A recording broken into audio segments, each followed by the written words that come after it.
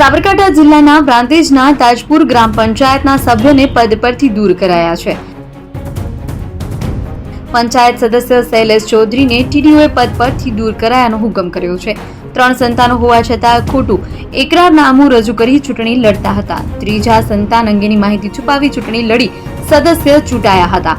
ઉમેદવારી ફોર્મમાં ખોટી વિગત રજૂ કરવાને લઈ ફોજદારી કાર્યવાહી પણ થઈ શકે છે। ચૂંટણી અધિકારી સમક્ષ ખોટું એકરારનામું રજૂ કરવાને લઈ ગુનો નોંધવાની કાર્યવાહી થઈ શકે છે।